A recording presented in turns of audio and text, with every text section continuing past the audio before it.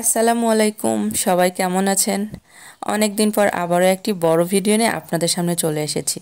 তো আসলে রমজান মাস সমস্ত রকম কাজকাম করে দেখা যায় যে বড় ভিডিওটা ঠিকমতো দেওয়াই হয় না। তো যাই হোক, সবাই কেমন আছেন? আল্লাহর রহমতে আমরাও অনেক বেশি ভালো আছি। তো আজকে আমি আপনাদের সামনে একটি চিড়া ডেজার্ট তৈরি করে দেখাবো। তো সারাদিন রোজা রেখে আসলে ইফতারে খুব বেশি ভাজা পোড়া না খেয়ে এরকম একটা হালকা ফুলকো রেসিপি যদি খাওয়া যায়, তাহলে দেখা যায় শরীরটা অনেক বেশি ভালো লাগবে, আর কোনো অ্যাসিডিটির প্রবলেমও হবে না আশা করছি। তো যাই হোক, এই তো প্রথমে আমি একটু জেলি তৈরি করে নিব। এটা না করলেও হবে, অপশনাল। তো আমার মনে হলো যে একটু করি, তাই করলাম, বাচ্চারাও পছন্দ করে।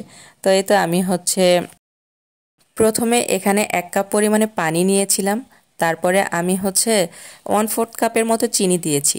তার মধ্যে আমি আগার আগার পাউডার দিয়েছি, আর একটুখানি ফুড কালার দিয়েছি, অরেঞ্জ ফুড কালার দিয়ে তারপরে চুলাটাকে ধরিয়ে একটা বলক তুলে নিয়েছি। খুব বেশি জাল করে ঘন করার দরকার নেই, এভাবে করলে খুব সুন্দর জেলিটা তৈরি হয়ে যাবে। তারপরে এটাকে আমি একটা বাটিতে করে ঢেলে ফ্রিজে রেখে দিয়েছি। এটাকে একদম ঠান্ডা করে তারপরে কেটে নিতে হবে। তো তারপরে আমি এখানে দুধ নিয়েছি। এখানে 1 লিটার পরিমাণে দুধ আছে। দুধটাকে সুন্দর করে জ্বালিয়ে একটু ঘন করে নিয়ে এর মধ্যে আমি 1/4 কাপ চিনি দিয়েছি। আসলে মিষ্টির পরিমাণটা যার যার টেস্ট মতো, আর এখানে অনেক কিছু ব্যবহার করা হবে, তাই এখানে মিষ্টিটা একটু বুঝেই দিতে হবে। তো আমি চিনিটা দিয়ে আবারও খুব ভালো করে জাল করে নিয়ে এরপরে এখানে আমি কাস্টার্ড পাউডার দিয়েছি। আমি একটু কম করেই দিয়েছি, মানে 2.5 চামচের মতো হবে আর কি। তো আপনারা একটু বেশি করে দিবেন।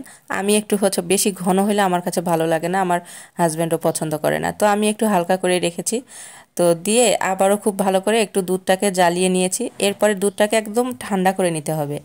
নিয়ে তারপরে এখানে আমি আগে থেকে চিড়া ভিজিয়ে রেখেছিলাম, দেখুন কি সুন্দর ঝরঝরে হয়ে আছে। তো এরকমই কিন্তু হতে হবে। এরপরে আমি দুধের সঙ্গে চিড়াটাকে দিয়ে দিলাম, দিয়ে সুন্দর করে একটু মিশিয়ে নিলাম যেন নিচে দলা পেকে না থাকে। এরপরে আমি যে জেলিটা তৈরি করে রেখেছিলাম, দেখুন কি সুন্দরভাবে সেট হয়ে গিয়েছে।